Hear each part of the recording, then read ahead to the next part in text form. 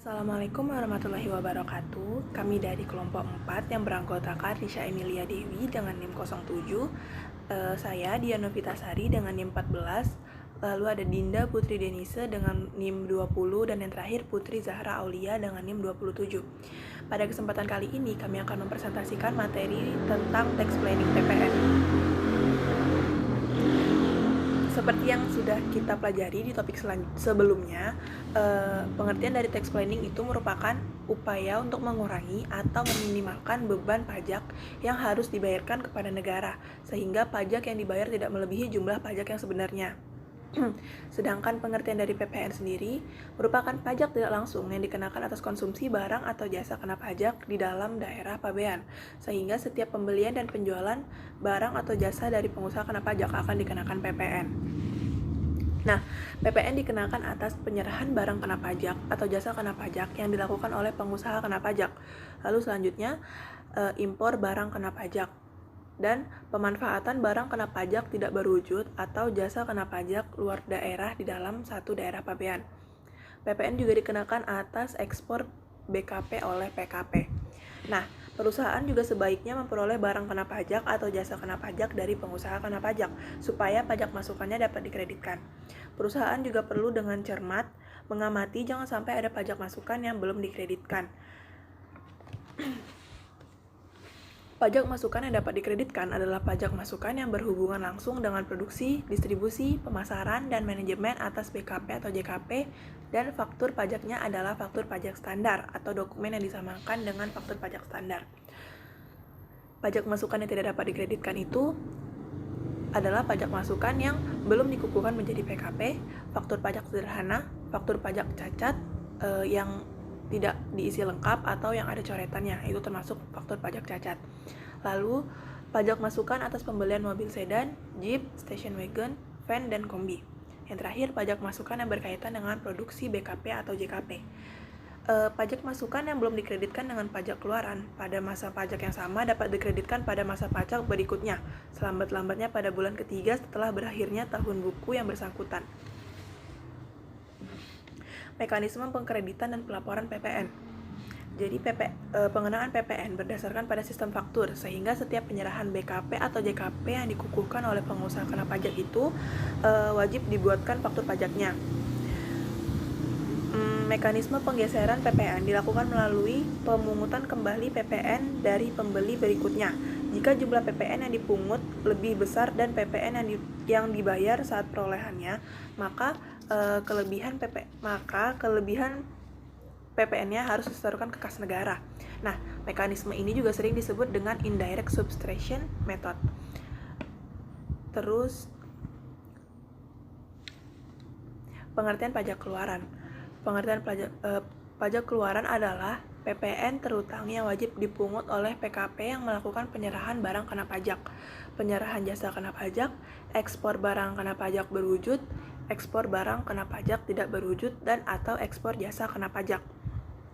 Selanjutnya, pengertian dari pajak masukan adalah PPN yang seharusnya sudah dibayar oleh PKP karena perolehan barang kena pajak dan atau perolehan jasa kena pajak dan atau pemanfaatan barang kena pajak tidak berwujud dari luar daerah pabean dan atau pemanfaatan jasa kena pajak dari luar daerah pabean atau impor barang kena pajak. Jika pajak keluaran lebih besar daripada pajak masukan, maka selisihnya merupakan PPN yang harus dibayarkan. Jika pajak keluaran lebih kecil daripada pajak masukan, maka selisihnya merupakan kelebihan bayar PPN yang bisa dikompensasikan dengan masa pajak berikutnya atau diminta kembali, atau yang lebih kita kenal sebagai restitusi. Lalu, pajak masukan dapat dikreditkan apabila memenuhi dua ketentuan, yaitu ketentuan formal dan ketentuan material. Yang pertama, kita akan bahas mengenai ketentuan formal. Ketentuan formal merupakan ketentuan yang berbentuk faktur pajak atau dokumen yang diperlakukan sebagai faktur pajak, diisi selengkapnya dan tidak cacat. Meskipun PPN itu dikenakan pada setiap mata rantai jalur produksi dan distribusi pada perusahaan, tapi tidak ada pembayaran yang berganda karena pengusaha kena pajak itu hanya wajib membayar selisih antara pajak keluaran dan pajak masukannya saja. Lalu ketentuan kedua itu adalah ketentuan material. Ketentuan material itu pajak masukan harus didukung oleh bukti berupa invoice dan kwitansi pembayaran yang menyatakan bahwa transaksi sudah dipungut PPN-nya dan bukan transaksi fiktif. Selanjutnya adalah faktur pajak. Faktur pajak merupakan bukti pungutan pajak yang dibuat PKP yang melakukan penyerahan BKP atau JKP atau bukti pungutan pajak karena impor BKP yang digunakan oleh Direktorat Jenderal Bea dan Cukai.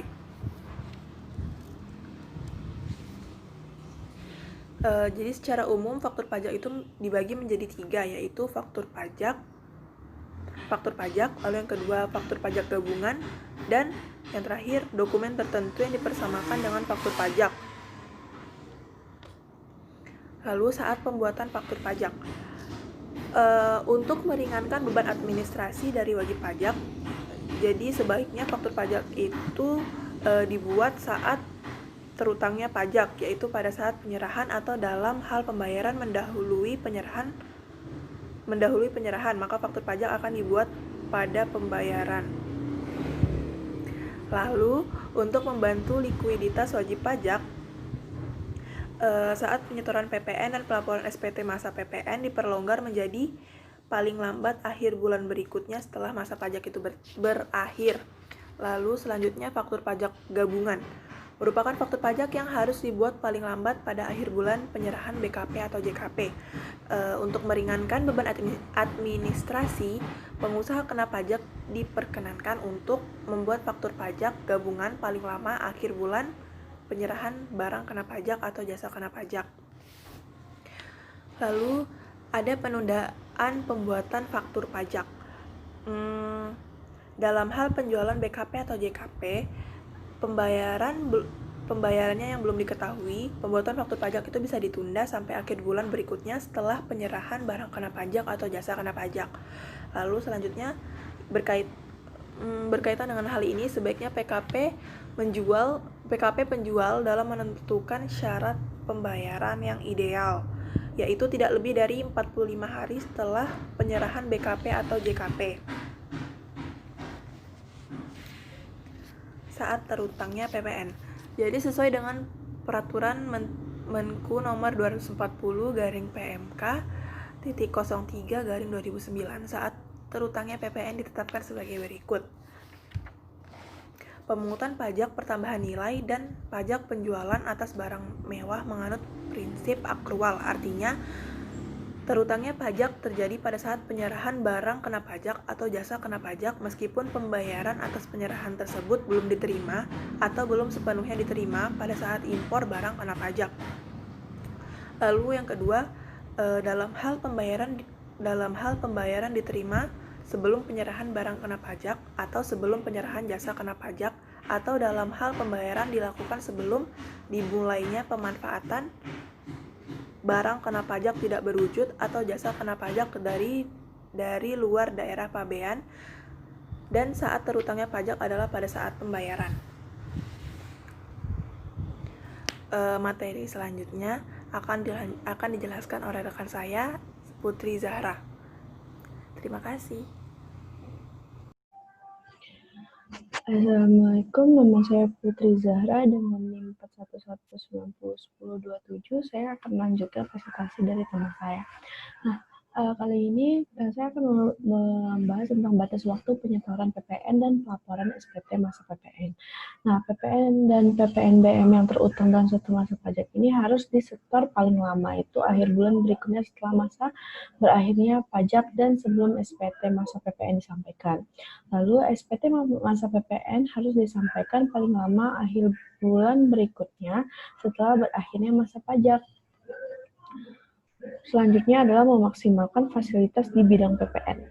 Bagi PKP yang mendapatkan fasilitas PPN tidak dipungut, PPN masukan yang berhubungan dengan perolehan BKP atau JKP tetap dapat dikreditkan.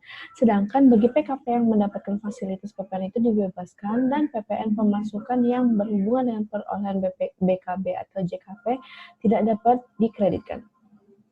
Memaksimalkan fasilitas tersebut akan mendorong pembentukan harga barang di pasar lebih murah sehingga bisa dijangkau oleh masyarakat.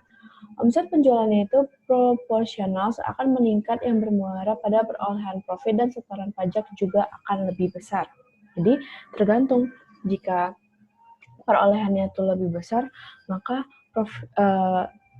pajak yang disetor akan lebih besar sesuai dengan untung yang didapatkan oleh perusahaan. Nextnya adalah fasilitas PPN tidak dipungut berlaku untuk yang pertama atas impor barang, pemasukan BKP, pengiriman hasil produksi, pengeluaran barang, penyerahan kembali BKP. Lalu Peraturan Menteri Keuangan Nomor 121 PMK 3 2009 tentang pemanfaatan BKP tidak berwujud dari luar daerah, pabean namakan dengan faktor pajak. Lalu fasilitas PPN dibebaskan sesuai dengan peraturan PP 146 tahun 2000, PP 38 tahun 2003. Yang pertama, fasilitas PPN dibebaskan sesuai dengan PP 146 tahun 2000, PP 38 tahun 2003. Lalu yang kedua, barang kena pajak tertentu yang atas penyerahannya dibebaskan dari pengenaan pajak pertambahan nilai 7 impor dan atau penyerahan BKP tertentu. Lalu yang ketiga adalah jasa kena pajak tertentu yang atas penyerahannya dibebaskan dari pengenaan pajak pertambahan nilai. Lalu yang terakhir adalah impor dan atau penyerahan BKP tertentu yang bersifat strategis sesuai dengan PP 12 tahun 2001, PP 43 tahun 2002, lalu PP 46 tahun 2003. Selanjutnya adalah sentralisasi tempat PPN yang terutang. Sebelum mengambil keputusan untuk memilih pemusatan tempat terutang, sebaiknya perusahaan itu melakukan penelitian dan pertimbangan mana cara yang lebih menguntungkan. Apakah dalam pelaporan perusahaan memakai sistem sentralisasi atau desentralisasi.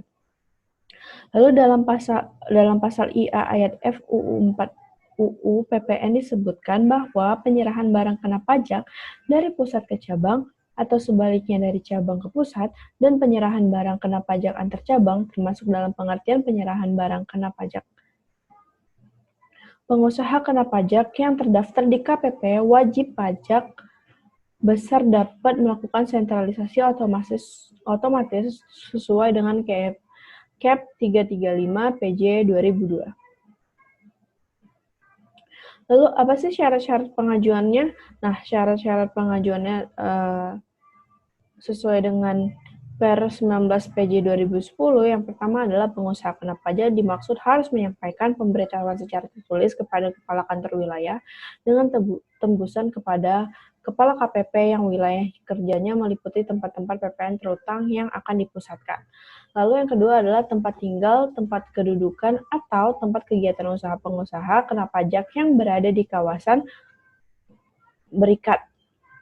kawasan ekonomi khusus, mendapat fasilitas kemudahan impor tujuan ekspor tidak dapat dipilih sebagai tempat pemusatan PPN terutang atau tempat PPN yang akan dipusatkan. Nah, saat setelah persyaratan tersebut diajukan, maka pemberitahuannya secara tertulis harus ada persyaratan. Yang pertama itu memuat nama, alamat, NPWP tempat PPN terutang yang dipilih sebagai tempat pemusatan PPN yang terutang, dan yang kedua atau memuat nama, alamat, dan NPWP tempat PPN terutang yang akan dipusatkan. Sekian dari saya dan akan dilanjutkan oleh rekan saya. Terima kasih. Memaksimalkan restitusi PPN. Apabila suatu masa pajak tertentu terdapat kelebihan pajak, PM lebih besar daripada PK, maka atas kelebihan bayar pajak tersebut akan dikompensasikan ke masa pajak berikutnya, atau dapat direstitusi pada akhir tahun buku. Kecuali wajib pajak tertentu yang secara mekanisme PPN akan mengalami lebih bayar, seperti eksportir penyalur atau pemasok pemerintah yang diperkenankan untuk merestitusi setiap masa pajak. Kriteria umum bagi manajemen dalam memutuskan perlu tidaknya mengajukan permohonan PPN. Yang pertama, bila besarnya PPN yang lebih bayar tersebut cukup signifikan atau material jumlahnya. Yang kedua, bila kondisi keuangan perusahaan mengalami cash flow. Yang ketiga, bila sudah diyakini kesiapan perusahaan untuk diperiksa oleh Fiskus. Yang keempat, bila prediksi masa depan pembayaran PPN menunjukkan lebih bayar PPN. Selanjutnya, membangun sendiri tidak dalam kegiatan usaha. Membangun sendiri tidak dalam kegiatan usaha merupakan pajak terutang bagi orang pribadi atau badan yang melakukan kegiatan membangun usaha sendiri. Sedangkan kegiatan membangun sendiri tidak dalam kegiatan usaha bisa diartikan sebagai aktivitas membangun bangunan yang dilakukan tidak dalam kegiatan usaha atau pekerjaan oleh orang pribadi maupun badan yang hasilnya digunakan sendiri atau pihak lainnya. Kemudian, mengapa membangun sendiri tidak dalam kegiatan usaha ini tetap dikenakan PPN? Jawabannya adalah karena pada dasarnya setiap barang yang mengalami pertambahan nilai akan dikenakan PPN. Terdapat beberapa hal yang perlu diperhatikan dalam membangun usaha tidak dalam kegiatan usaha. Di antaranya, luas bangunan 200 meter persegi atau lebih, bangunan permanen, tarif 10% kali 40% kali biaya bangunan tanpa harga tanah. Yang terakhir, disetor tiap bulan pada tanggal 15 bulan berikutnya sejak pembangunan dimulai. Kemudian, PPN atas barang gratis untuk kepentingan promosi. Ini kegiatan ini merupakan sesuatu yang lumrah ya saat ini di setiap perusahaan-perusahaan. Yang secara umum dalam hal ini setiap bagian dari implementasi marketing strategi dalam melakukan promosinya guna meningkatkan omset penjualan. Baik, saya akan menjelaskan dari materi penjagaan terhadap cash flow perusahaan. Apa itu cash flow? Cash flow adalah sejumlah cash yang keluar dan masuk sebagai akibat dari aktivitas perusahaan dalam satu periode. Tips untuk menjaga kestabilan cash flow perusahaan itu adalah bagaimana perusahaan terampil dalam mengatur keuangan suatu bisnis, dan itu mutlak diperlukan. Dalam menghasilkan penjualan tinggi itu merupakan suatu pencapaian baik dalam perusahaan. Tetapi jika bisnis itu tidak diatur atau cash flow yang tidak diatur itu, maka bisnis akan mengalami kebangkrutan. Hal utama yang perlu diperhatikan dalam menjaga cash flow itu adalah mengetahui dengan jelas fungsi dana yang dimiliki. Uang itu hendak disimpan atau sebagai investasi perusahaan. Secara umum, fungsi cash flow terbagi dalam 3 bagian. 1. Fungsi likuiditas, yang kedua fungsi anti-inflasi, dan yang ketiga fungsi capital account. Fungsi likuiditas adalah dana yang tersedia untuk tujuan memenuhi kebutuhan sehari-hari dan dapat